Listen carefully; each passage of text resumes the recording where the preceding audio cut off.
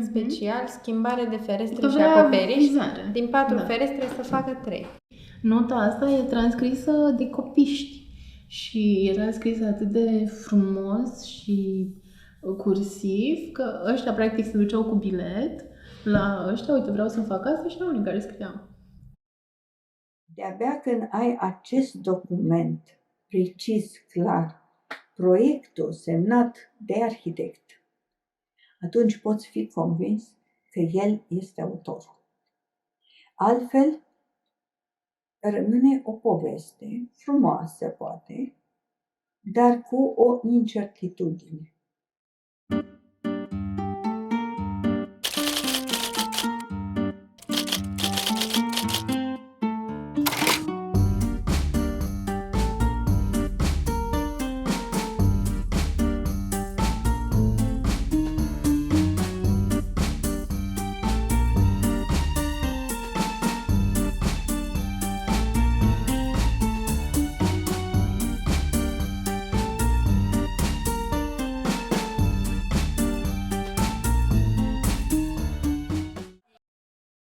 Bun, haideți să ne imaginăm pentru câteva minute că suntem arhitecți în București. Da? Vă place?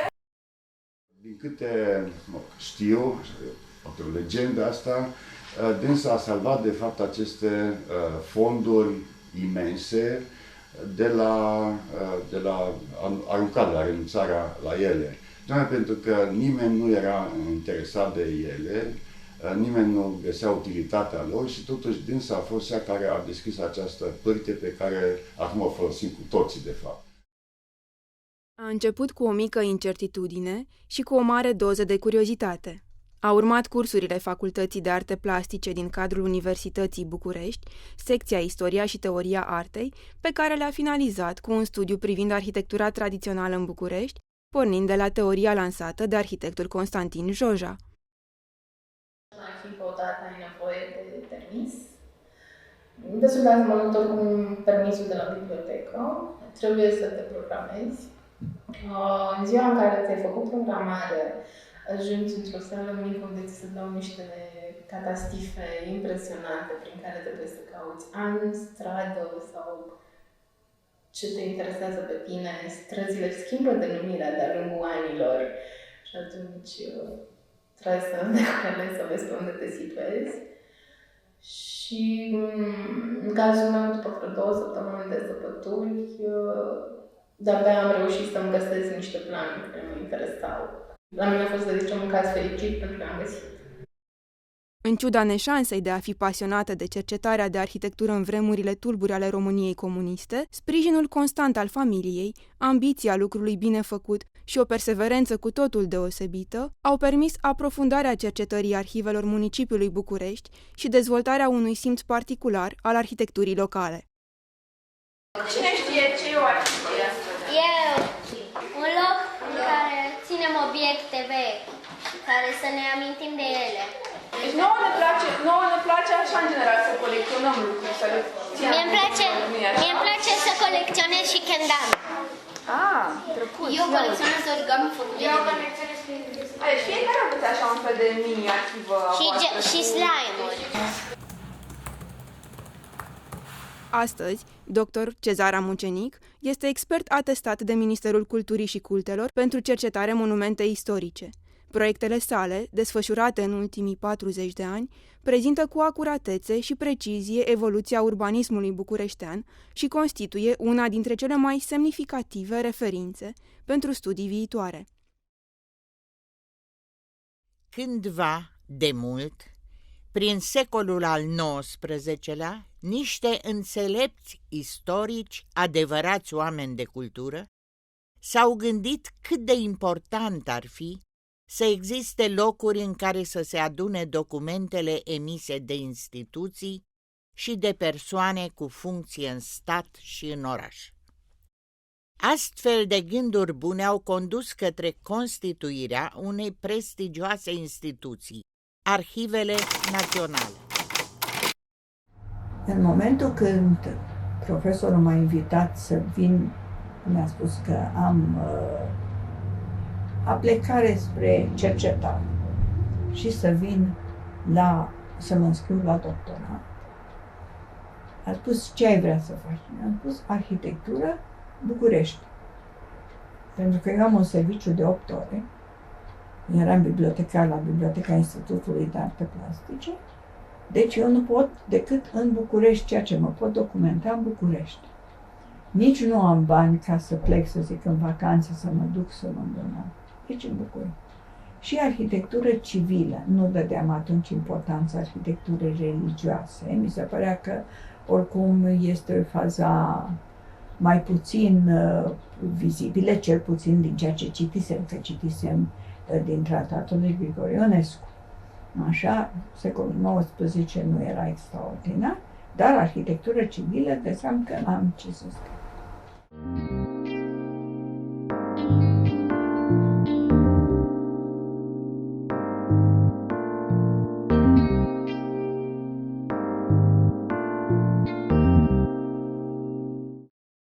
Toată istoria secolului XIX era la fondul secolului. Am spus, da, există un fond foarte mare, dar nimeni n-a întrebat de el și noi ne pregăteam tocmai să-l casăm. Am cerut un dosar și am rămas blocat. Dosarele erau cam de înălțimea asta, adică atât de mare, legate. Și totul era scris de mână cu cirilice, că încă era în perioada de chirilic. Imposibil. Am încercat ceva să înțeleg. Imposibil. Chirilica de mână și în perioada aia de tranziție, în care mai băgau și o literă latină, sau aveau prescutări, deci se puneau niște semne deasupra, n-am înțeles nimic din nimic. Am dus la tovarășul general Gal și i-am spus că eu am servicii și că eu deci nu pot veni dimineața la arhivă. Cum fac eu, totuși, să-mi fac cercetare? Și atunci el mi-a spus, în mod excepțional, pentru dumneavoastră, pentru că înțeleg din recomandarea profesorului Drăguț că este o cercetare foarte importantă, vi se deschide după amiaza arhiva. Dimineața mă duceam la servici, la ora 4 plecam de la servici, 3:30, așa, tot că era o jumătate de oră liber, la 4:30 eram la arhive. Venea domnul Aurelian Stroie de la Casa Scânteie și găseam dosarele pregătite și doamna arhivar, o doamnă foarte drăguță, care a acceptat la acest program și care îl înnebunea pe tovarășul director colonel. Și el răsfoia dosarele și zicea, uite, aici se descrie casa cutare, aici se spune despre cutare. Și eu spuneam, da, asta e interesant, asta este interesant, îmi notam pagina, dosarul, pagina numai. Ușor, ușor au început să apară planuri. A fost așa ca pentru mine ca o explozie. Plus vedeam cum arăta ca o casă, ce plan avea, ce fațadă avea. Istoricii care s-ar fi uitat nu realizau că ce este mai important sunt planurile. Pentru ei textul era important. Am găsit planul cutare, am găsit o casă semnată Alexandru Săvulescu. Am început să învăț semnăturile. Unele la început nu le-am descifrat, le-am desenat, pur și simplu. Până când, într-un plan, era scris în clar în cerere. Apoi am descoperit partea de frumusețea cererii, de modul cum gândea cel care cerea, motivația lui, de ce vrea să-și construiască casa, ca să fie mai evropenește, ca să fie, deci, ca să fie în rând cu lumea. Am simțit nevoia, evident, să organizez cum să le pun pe ani și în cadrul anilor pe dosare și pe pagine fila de dosar care este în pagine. Și în felul ăsta s-a organizat materialul, să zicem, tehnic. Și m-am dus la profesor și i-am arătat, încă mai cercetam, dar și profesorul a fost extraordinar. Cezar, ai dat lovitura, ai un material inedit, este gata. Îl prezinți materialul, scrii ceea ce ai găsit și este teza de doctorat.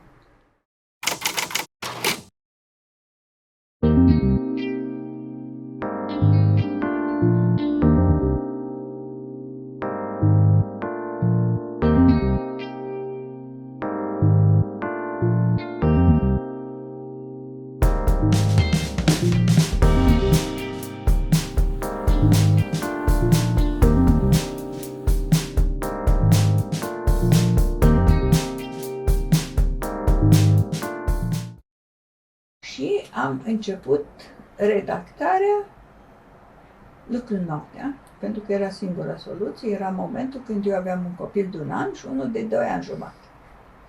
Deci, ziua mă duceam la serviciu, aveam jumătate normal, veneam acasă, făceam treburile, îndatoririle de mamă, după ce seara îi culcam, sigur mă mai odihneam puțin, între timp, seara îi culcam, atunci mă așezam la masa de lucru, în holul casei, ca să nu deranjez pe nimeni, și redactam lucrările.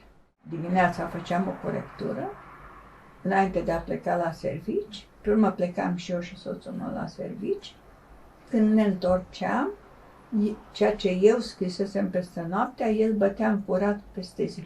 Partea de dicționar mi-a bătut-o sora mea, care avea talent să bată fără greșeală. Pentru că acolo erau foarte multe date și deci așa a fost colaborarea. Știe cineva ceea ce era un cercetător? Știți un cercetător? Da. Dar e omul care cercetează lucrurile care încă nu... Oamenii normali nu le-au descoperit. 8 decembrie 89, deci cu o săptămână înainte de Timișoara. A fost o sală absolut plină. S-a avut un moment de liniște și a început: doamnelor și domnilor. În acel moment era lege, era un decret prin care nu aveai voie să spui doamnă și domn. Trebuiai să spui numai tovarăși și tovarăși. Era interzis prin decret să te adresezi cu doamnelor și domnilor. Și el n-a putut să spună tovarăși și tovarăși. Și a ținut tot timpul cu doamnelor și domnilor. S-a întâmplat ceva uluitor care eu n-am crezut că se mai poate întâmpla la noi în țară. Eu mi-am zis, dar ce s-a întâmplat? Este prima dată după ani de zile când asist la o întrunire în care, în primul rând, toată lumea urmărește cu atenție și e vizibil interesată de subiect. Nu sunt acolo niște personaje care au venit că erau obligate, că le-a dus partidul, că le-a dus șeful, că tot. Al doilea rând, nu s-a vorbit nimic politic, nici la început, nici la sfârșit, nu s-a mulțumit partidului, nu s-a spus că datorită lui ți-ai făcut teza de doctorat, nu s-a discutat decât despre subiectul respectiv. Nu am crezut că se mai poate întâmpla o asemenea lucru la noi în țară. Dar s-a întâmplat. Ca perspectivă de viață, vă spun și vouă, că o cercetare trebuie să te oprești la un moment dat, conștient fiind că ești într-o etapă de cercetare. Pentru că o cercetare nu se termină niciodată. Repet, cu cât știi mai multe, cu atât îți pui mai multe întrebări, cu atât ți-ai dorit mai multe clarificări. Și atunci trebuie să te oprești la un punct, să scrii ce ai până acolo și pe urmă n-ai decât să cercetezi mai departe.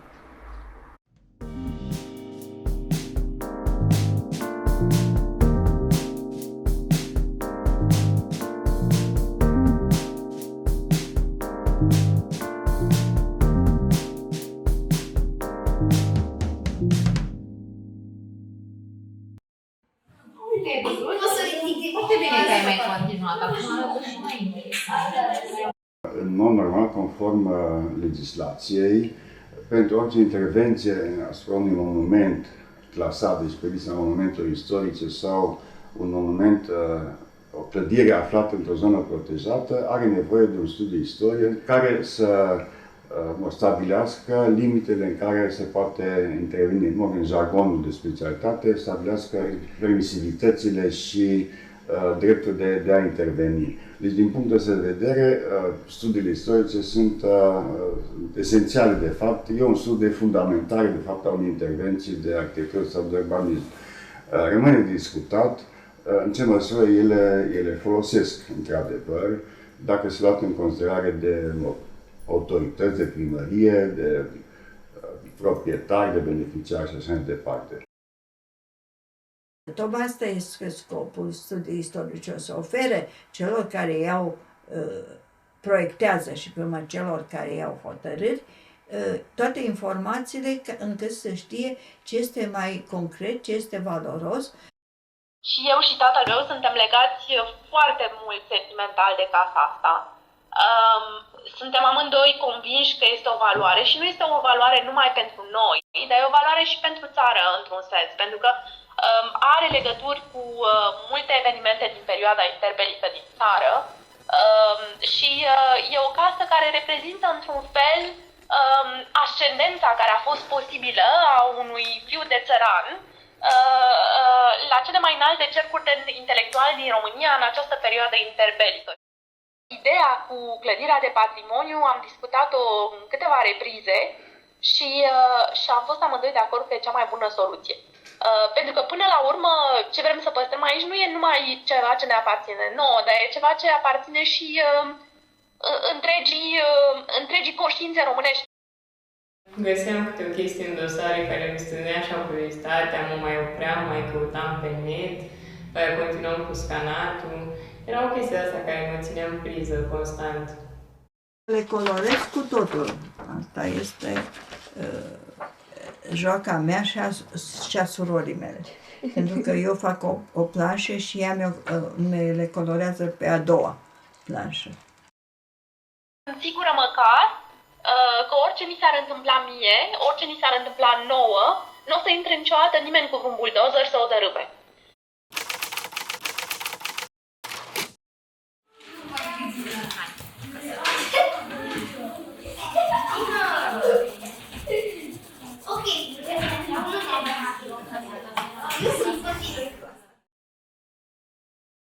Bine, de obicei ea prefera să lucreze noaptea și atunci noi nu prea observam.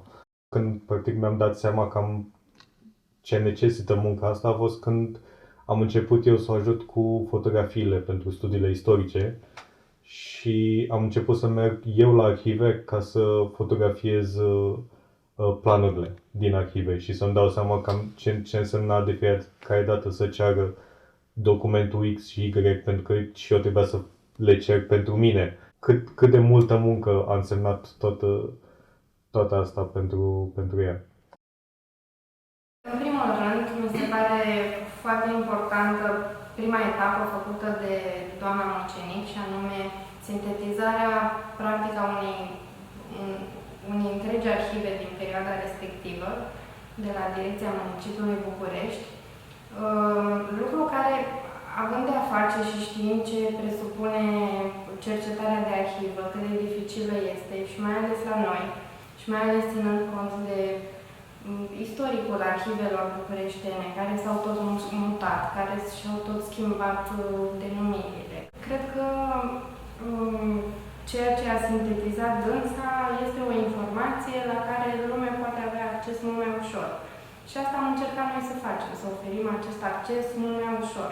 prin crearea unei baze de date online care să fie accesibilă oricui și care reprezintă în momentul de față un instrument de lucru practic important pentru cercetători, pentru istorici, pentru arhitecți, pentru studenți la diferite specialități, dar care poate să fie și un simplu site pentru un locuitor al Bucureștiului, curios de istoria Bucureștiului, curios să descopere ce a fost pe strada lui înainte. Eu m-am ocupat în principiu de scanarea documentelor și încărcarea lor pe platformă. Iar la tine? Inițial am fost vorba cu un de plicuri de transportul distribuția lor, după care am încercat și partea de transcriere și partea de scanat. La un moment dat am scanat un pic când a fost nevoie, dar în principal a rămas să distribui plicurile, să merg, să le duc, să le înapoiez. Este din 1897 până în... Nu, e din 1896 până în 1897. Și eu am o tendință de asta spre inventariere, că acolo am început să mă plimb prin toată țara, să caut toate casele de tineret și să stau să caut într-adevăr prin arhive. Foarte simplu.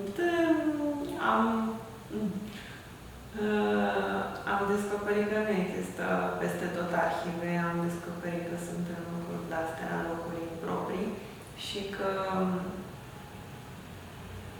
uneori, adică foarte rar erau accesibile și dacă erau accesibile erau dezordonate și dacă erau dezordonate era greu să le, inclusiv să le desfaci pe unele, erau putrezite prin locuri. Adică de asta este o problemă arhivelor este la nivel național. Poate trebuie reglată dreptul de proprietate intelectuală sau dreptul de utilizare, de vreme ce, eu știu, un dosar de autoritate de construcție digitalizat după notițele doamnei Cezara Mucenic, ajunge, să spunem, un bun public. Întrebarea mea este în ce măsură el este într-adevăr bun public și poate fi folosit de oricine în orice situație.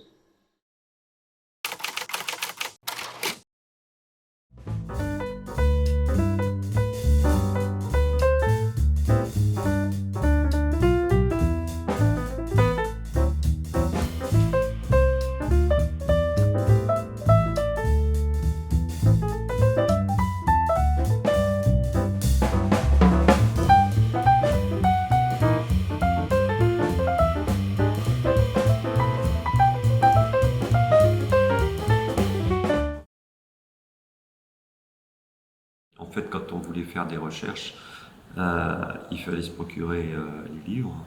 Donc on allait dans des bibliothèques qui étaient quand même des lieux où moi j'ai passé comment dire, mon jeune âge adulte à me heurter aux bibliothécaires, hein, puisque, aux heures d'ouverture, aux photocopies, au règlement, enfin c'était un véritable enfer de faire de la recherche à cette époque-là. Il fallait être d'une abnégation totale.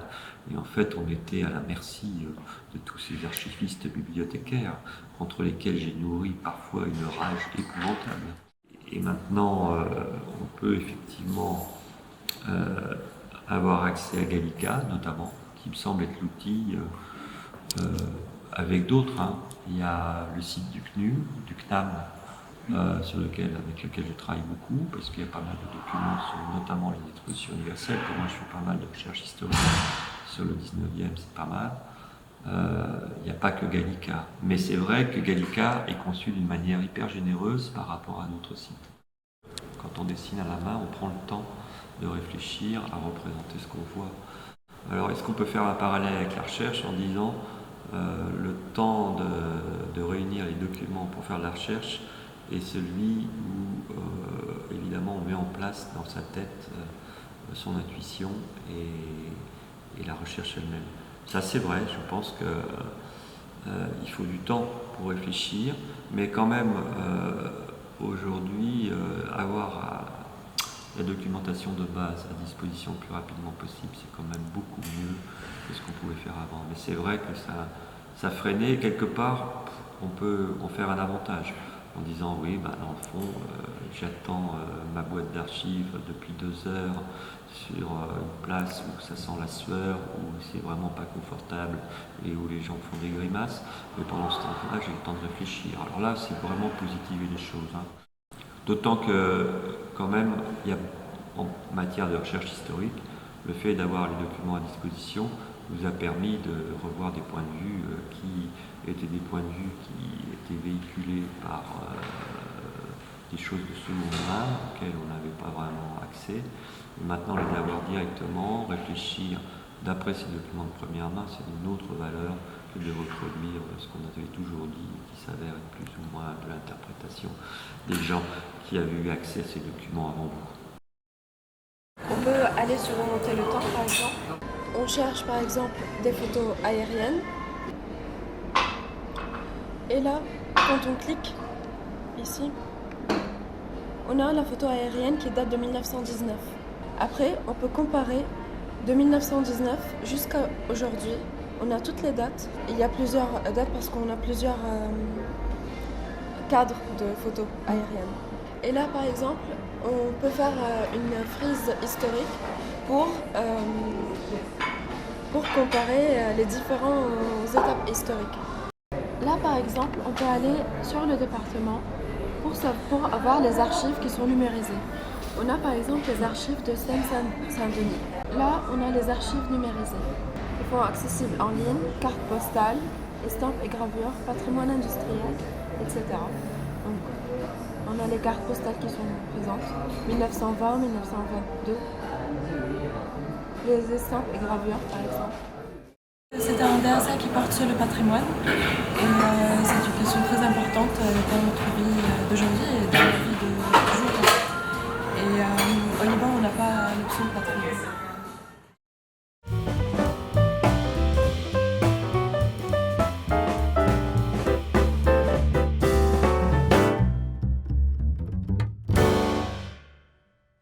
Am întrebat-o odată pe fimea, măi, Victoria, da, tu știi că noi poate odată, știi că noi locuim în Olanda, s-ar putea să trească poate să nu știu, să ne limităm și noi poate la numai o casă în România și poate că va trebui să vindem în București.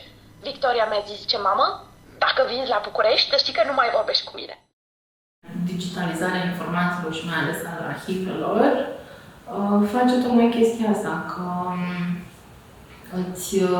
îți dă șansa să descoperi orașul cum era el atunci când s-a pornit, când a început să se dezvolte, să apară casă lângă casă și cum s-a dezvoltat. Că, practic, am aceeași casă și o vezi transformată de-a lungul timpului. Și acum când vine ratele tale, te gândești ce ai putea să faci cu ea. Și nu poți ce-ți poți să știu eu că fac cu ea dacă nu știu ce a fost în trecut. Cumva și asta se aplică mai departe unui cartier și orașului per total. Noi nu știam câte cutii sunt, câte plicuri sunt. Practic am avut de face cu o cutie cu surprize în care a trebuit să încercăm să organizăm informația, să găsim o metodă de lucru proprie acestui proiect. Niciunul dintre noi nu avea experiență în domeniul arhivisticii. Treptat am încercat să găsim o metodă proprie nouă și proprie acestui proiect. Concret, am lucrat cu voluntari de la Facultatea de Arhitectură și ei s-au ocupat de o mare parte dintre etapele procesului de digitizare. În primul rând, existau vizite săptămânale sau atunci când se putea la doamna Mucenic, se venea cu sacoșele, cu plicuri, cu documente de arhivă, care ulterior erau scanate. Și pe măsură ce erau scanate, descopeream și noi conținutul acestor documente. Pentru partea de documente de arhivă a fost necesară prelucrarea imaginilor, o muncă destul de minuțioasă, dat fiind faptul că fotografiile erau format A5, fotografii făcute după planuri originale, poate și de 1,2 m, la fel planurile fiind vechi, rezoluția fiind slabă, trebuia corectat cât de mult se putea din aceste imagini, astfel încât să transmitem conținutul lor, nu neapărat să obținem calitatea maxim posibilă în aceste situații. Pentru partea de note, acestea au fost mai întâi transcrise și ulterior verificate împreună cu doamna Cezara Mucenic pentru a nu exista erori de transcriere. Lucrând și cu studenți și cu scris de mână, exista acest risc. Site-ul dedicat proiectului a fost creat în ideea de a fi un site foarte prietenos și foarte ușor de utilizat. Nu este neapărat un site specific de arhivă, dar nu înseamnă că nu își îndeplinește rolul și funcția de bază de date. Toți cei care sunt interesați și care nu vor reconstitui tip poveste a fost odată ca niciodată, ci un adevăr susținut de document, de actul, de înscrisul căutat cu migală și găsit cu greu, prețuind relatările care au un grad de verosimilitate tocmai datorită acestor documente, cei pentru care istoria unei case, a unei străzi, a familiilor sau a instituțiilor poate reconstitui imaginea reală a vieții care s-a petrecut pe aceste meleaguri, sigur nu contează în viziunea administrativă. Se uită mereu că, legând pe cei care au fost cândva de cei prezenți, li se oferă șansa să devină o parte din această curgere a vremii care are neapărat un trecut și un prezent ce va fi urmat de viitor. Adevărul se găsește în arhive. Dați-ne voie să le cercetăm. Da. Este o vilă cu câte etaje? Este o vilă cu 3 etaje. Super! Această migală, această pedanterie pe care a avut-o și o are în continuare, fără îndoială, de a reține, de a nota totul, de a reține lucrurile esențiale, texte aparent neînsemnate, cum ar fi vizele uneia sau altea dintre serviciile primăriei pe decursul procedurii de autorizare unei clădiri și, toate schițele și proiectele care există acolo. Eu ce țin am venit de curiozitate, am să văd cum e și mi s-a părut foarte interesantă ideea. Și tot din curiozitate și chiar vreau să nu știu ce înseamnă un voluntariat, care este experiența, ce poți învăța. Am încercat să-i implic în cât mai multe activități, pentru că am impresia că școala îi constrânge un pic dintr-un... Adică nu cred că e vorba neapărat de sistem, dar ideea că te duci la școală și faci ceva ca să iei niște note, deja te canalizează pe o altă direcție. Și cred că e important pentru ei să încerce cât mai multe variante, poate că nu neapărat în domeniul patrimoniului, dar sunt alții care au nevoie de orientări de-astea pe urbanism sau pe design sau... Mi se pare foarte bine să încerce în timpul școlii și cu cât au mai multe experiențe de-astea, într-un fel trec în CV, dar până la urmă e vorba de ceva că e mai departe, că și facultatea asta te duce până la un punct, dar apoi trebuie să te orientezi tu în ce direcție vrei să mergi. Sunt unii care nu vor neapărat să facă proiectare, vor pe cercetare sau... Da, și cred că e important să le deschidem apetitul lor, mai ales de mici, când încă sunt liberi și au minte așa mai deschisă și mai curată. Par exemple, en parlant d'architecture, si vous travaillez sur un bâtiment qui a été construit, ne serait-ce que dans les années 1950, il y a l'architecte qui l'a conçu, qui a évidemment travaillé sur le chantier, il y a des entreprises, il y a des tas de gens que vous pouvez aller voir ou des archives que vous pouvez numériser, que ce soit les archives d'architectes, de l'entreprise ou du maître d'ouvrage. Mais ces bâtiments, même construits il y a 50 ans, on a retravaillé dessus, au moins déjà 2 ou 3 fois. Et donc il faut aller voir les gens qui ont travaillé sur ces bâtiments et bénéficier de leur expérience. La rencontre, l'échange est fondamental. Dès qu'on veut travailler sur un bâtiment, moi le conseil que je donne, c'est d'aller voir les dernières personnes qui ont travaillé sur ce bâtiment. Voilà. Les dernières, même si c'est un bâtiment du XVIe siècle, il faut aller voir l'architecte qui a fait les derniers travaux et avoir son opinion sur la manière dont le bâtiment se comporte, sur les difficultés qu'on peut rencontrer, etc.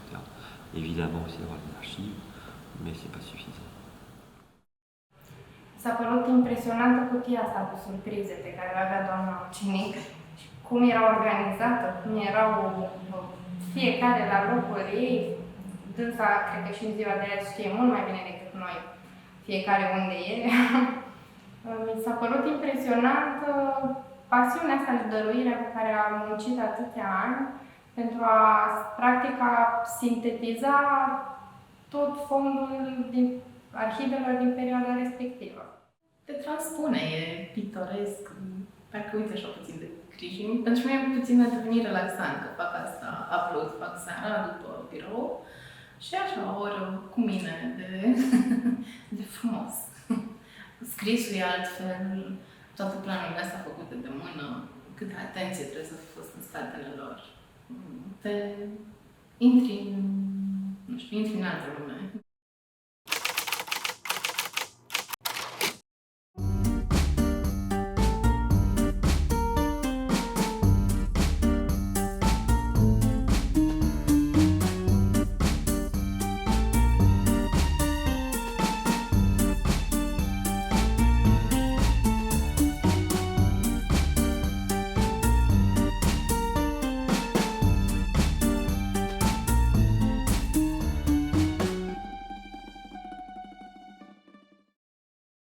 Cred că avem nevoie de arhive vii, de la care să ne inspirăm, de la care să învățăm, care să ne arate o cale, un drum în sus.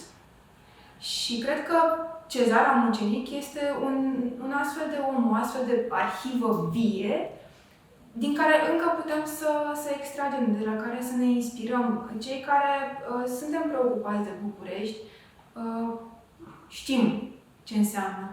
Dar nu e vorba despre București, nu e vorba despre arhivele Bucureștiului, nu este vorba despre patrimoniul Bucureștiului sau al României. E vorba despre modele de viață, modele profesionale. Pentru asta am implicat asociația și pentru asta facem acest proiect. Pentru a arăta cum există aceste modele, cum merg mai departe aceste modele, cum putem noi să fim parte mai departe din povestea lor. Cred că proiectul ăsta e important și pentru faptul că spune o poveste care a fost posibilă într-un timp în care mulți spuneau că așa ceva nu se poate. Cred că e important ca atunci când luăm cunoștință despre astfel de persoane, astfel de experiențe, cel mai important este să conștientizăm cât de norocoși suntem și să ne uităm altfel la provocările noastre.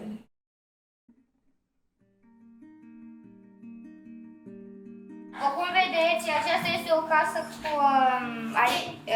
foarte, nu știu. Eu am făcut o casă pe baza geamurilor de peste tot.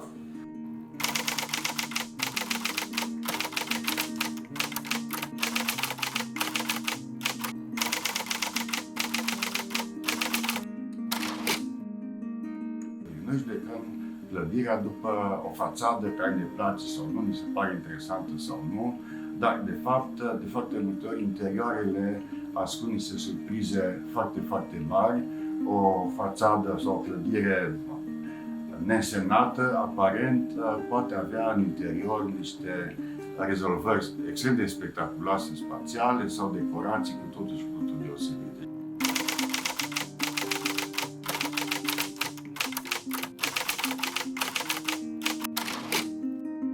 Eu n-am fost născută în casa asta, dar cred că aveam vreo 3 ani, poate 4 când ne-am mutat în casa asta și țin și acum aminte ce făceam eu patinaj pe parchetul proaspăt renovat.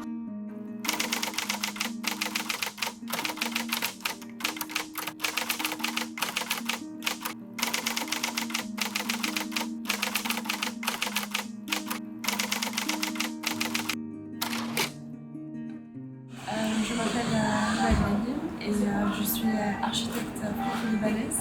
Je fais le DSA à l'école de Paris-Belleville, à l'ESA Paris-Belleville, je suis en deuxième année.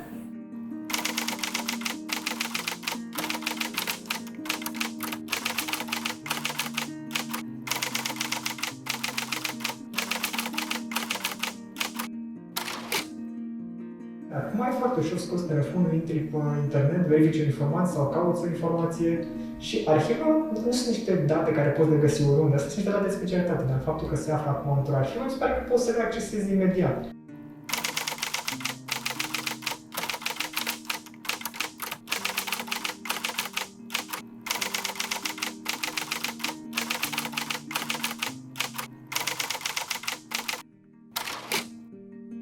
Mă uit și încep să citesc și când îmi dau seama că am o intrare de dinainte și mă duc la ea să vedem asta despre ce era vorba, că e aceeași arhitect sau aceeași stradă sau casă și descoperi că oamenii cereau autorizații pentru modificarea unui col sau pentru vopsirea gardului.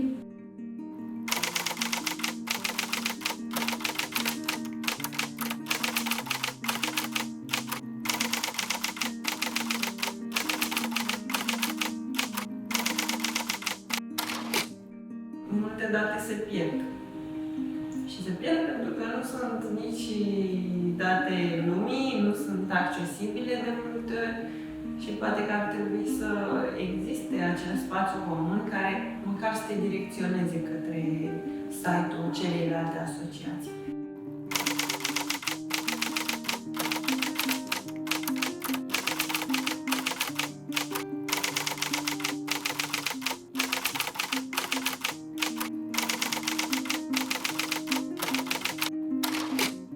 La facultate s-au făcut niște cereri, n-am fost eu cea care, dar ca și colectiv am încercat și a durat ceva. Cred că nici nu ne-am primit până la urmă în timp util.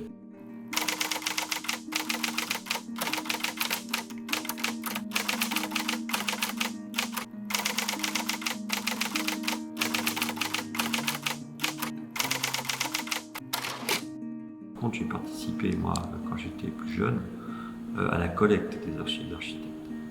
C'est ça qui t'intéresse, les archives d'architectes? Ou toutes sortes d'archives, parce que j'en sais pas plus que ça, moi. Oui, toutes sortes d'archives, ça t'intéresse. Alors, quand j'étais jeune...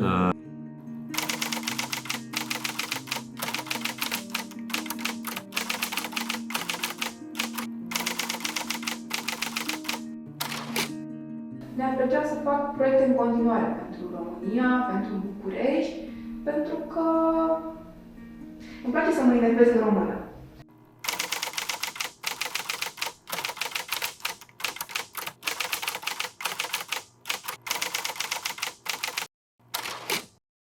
Deci tu tai, da? Dacă mă bârbui, tai. Da, da, o să mă bârbui.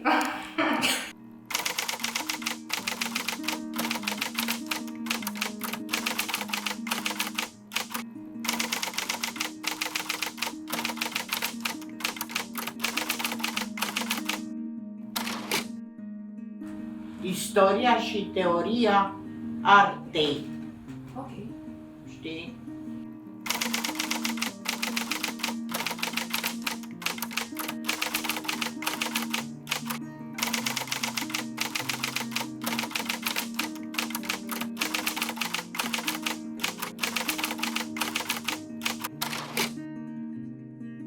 Când am fost eu în Statele Unite și am văzut acolo arhivele naționale, am făcut poză special pentru mama, că am zis că sigur vrea să vadă cum arată arhivele în alte țări.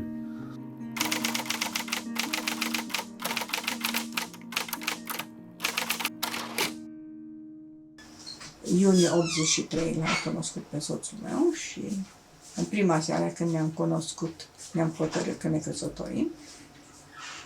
Așa, că să știți că există dragoste la prima vedere și la 37 de ani. Așa? Și la 44 de ani el.